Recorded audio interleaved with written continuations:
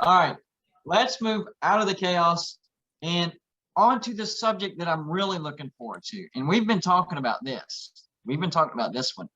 Our top 5 returning quarterbacks. Not, Bryce Young. I know they're saying he's doing great, Alabama. But I'm not going to rank a quarterback based on one spring game. I'm going by, at least 1 year. They've played at least 1 year. I think that was my criteria in my head.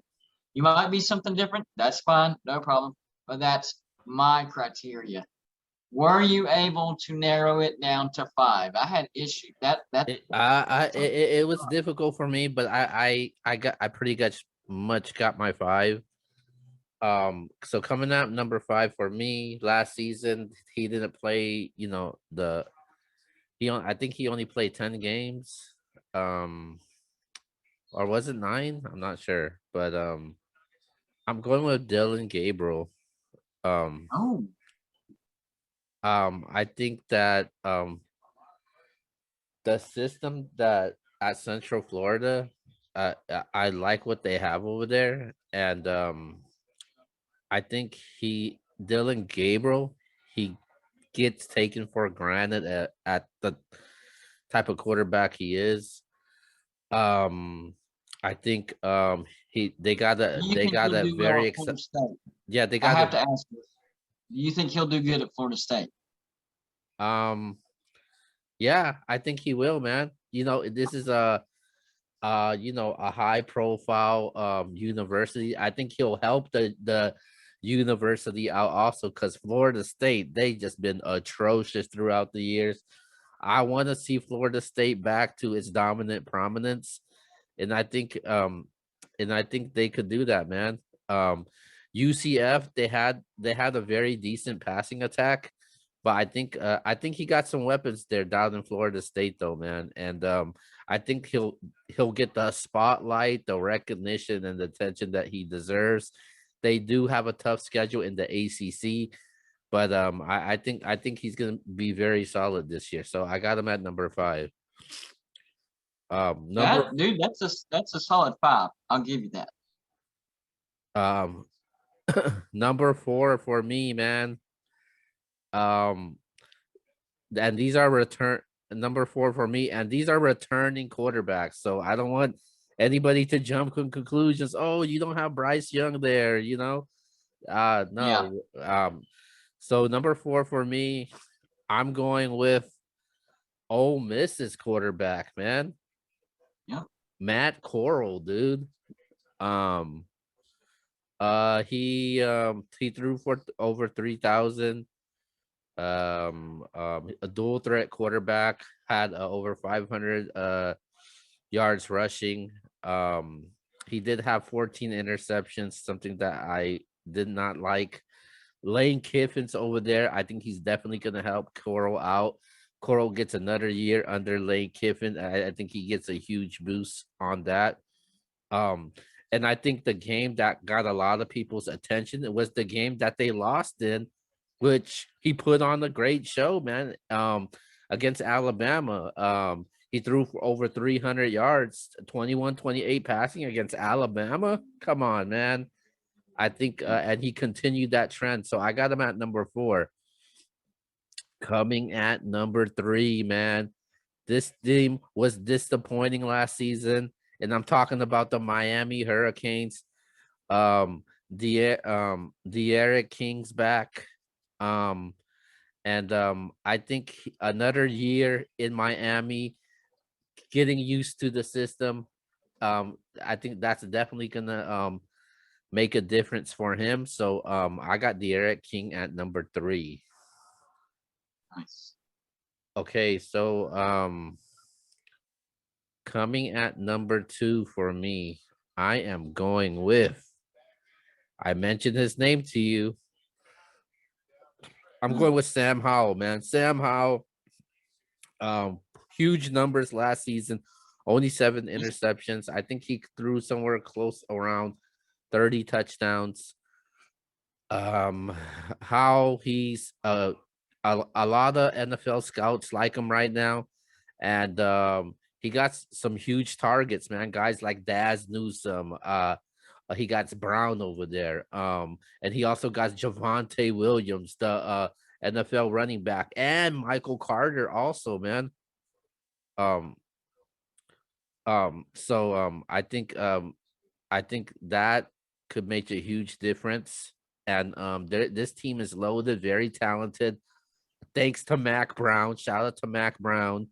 Um, I think they took some huge losses last season, but I think Sam Howell, I think he's going to be one of the best quarterbacks out there.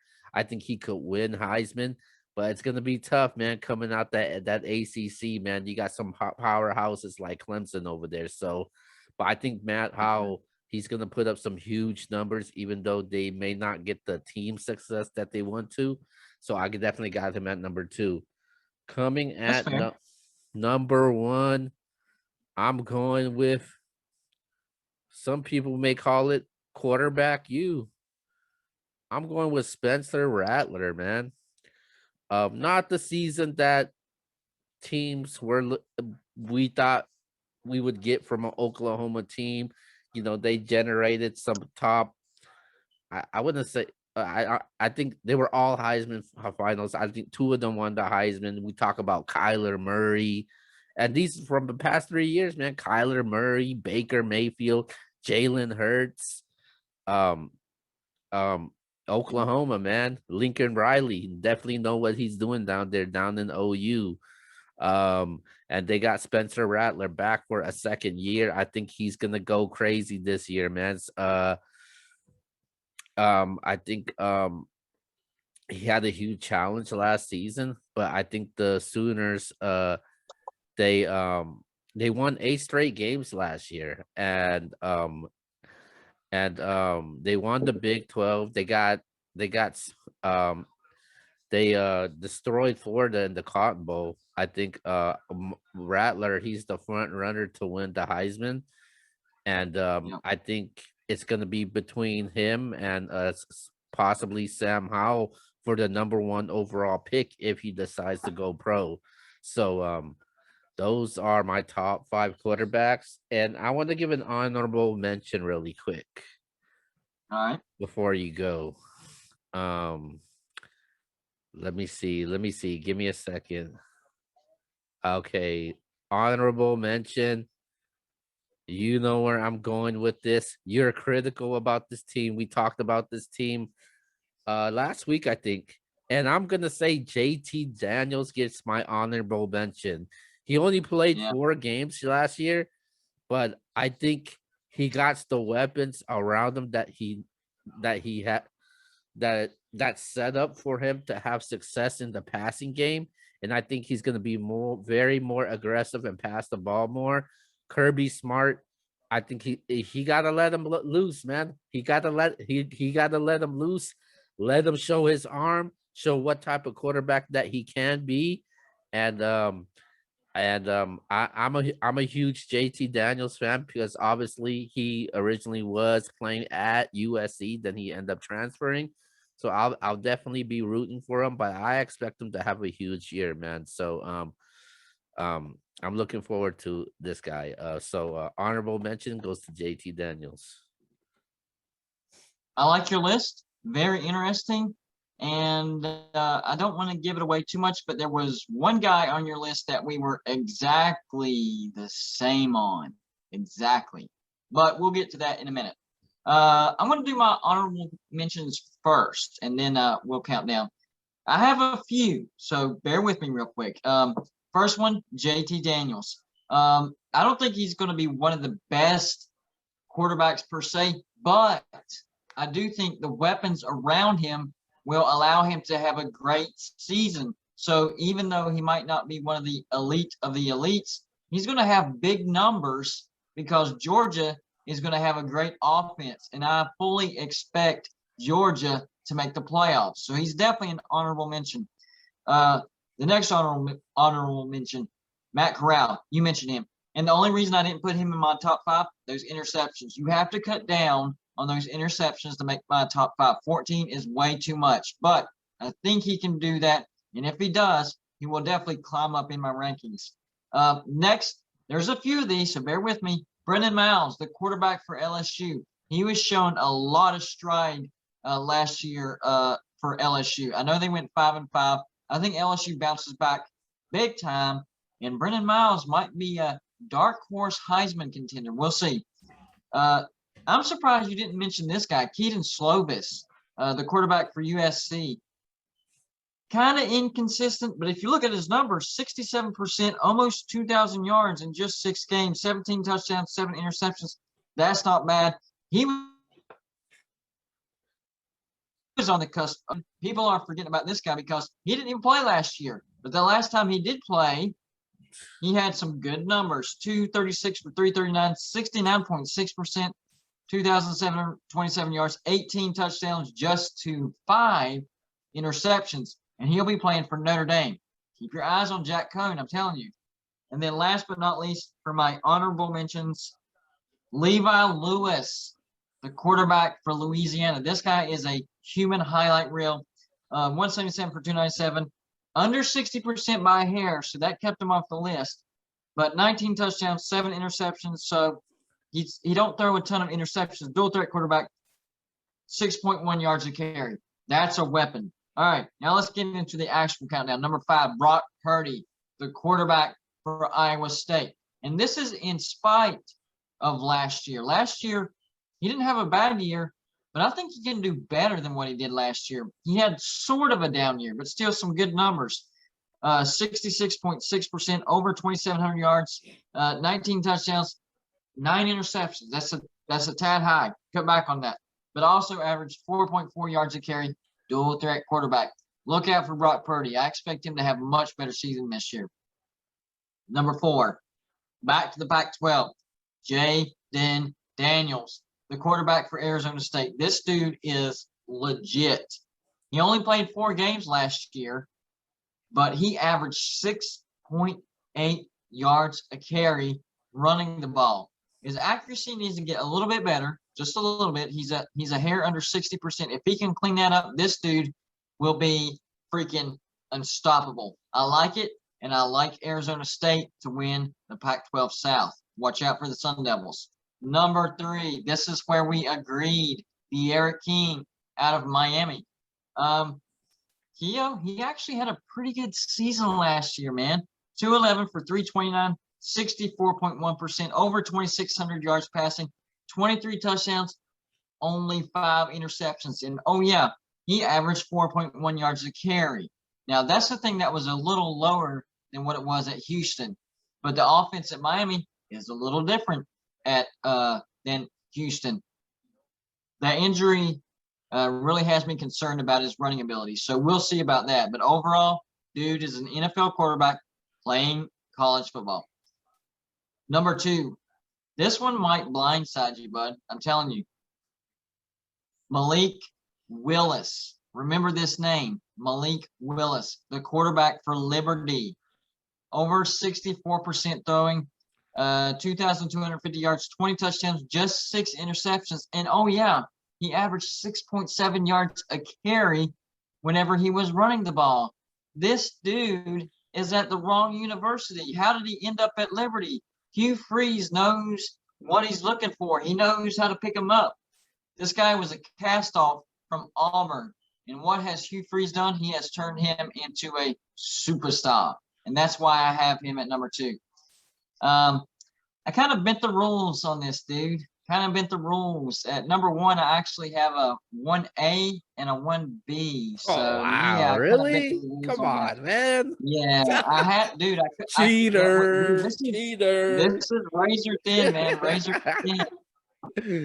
1B is going to be Sam Howell, quarterback out of North Carolina. 68.1% passing, over 3,500 yards passing, 30 touchdowns, and just 7 interceptions. Now, he did lose a couple of targets, Dimey Brown, but they recruit well. And he gets Dimey's younger brother, Caffrey. So I think he'll be fine. Sam Howell, man, this dude could win the Heisman. I'm being serious. He's got a cannon for an arm. And I think North Carolina's schedule is very doable. I think they can get through it with 1, maybe undefeated. You never know. They get to Clemson, get beat by Clemson, only one loss. That's still a good season. We might be talking about North Carolina at the end of the season, possibly getting to the playoffs. We'll see. 1A though. 1A. Spencer Rattler, quarterback for Oklahoma. That he got off to a slow start last year. He did. But after the Kansas State and Iowa State game, the dude went off. I mean, he went 8, man. 67.5%, over 3,000 yards passing, 28 touchdowns, 7 interceptions. I was a little surprised to see that he only averaged 2 yards a carry because he is a dual threat. But I think that will actually come up. The offense isn't necessarily designed for him to run, but I think we're going to see. I think we'll see that shift just a little bit because I think Lincoln Riley wants to hit people blindsided with that dual threat side of Spencer Rattler. So I think we'll see Spencer rush more. I think so. What you think about my list? I like the list, man. We had a few disagreements, but I think it was a solid list. I think one guy that I totally left off the list that I do regret putting on the list. Like if I had to take him, if I had to replace somebody, it would be Dylan Gabriel, but I would put Brock Purdy in my top 5. Yep. He's going to be legit this year, man. Seriously. So yeah, that's our top 5. We slightly disagreed, but that's what makes a great show. If we agreed all the time, it would be boring. So I'm glad we disagreed. Since you want to bend the rules, I want to add one more guy in. Oh, okay. I'll let it slide. Okay, he's not in my top 5, but I like him. At just from what I saw last season, they didn't play much, but Desmond Ritter, man, I think he's been there for quite some time. I like he could getting better passing the ball. We know he could run really well. And Ritter has led this team to 3 straight double-digit win seasons, man. And they nearly pulled the upset against Georgia in the Peach Bowl. So and then the game away. Then last year, man, I was so high on Cincinnati. I honestly thought they were gonna make it to the playoffs, man.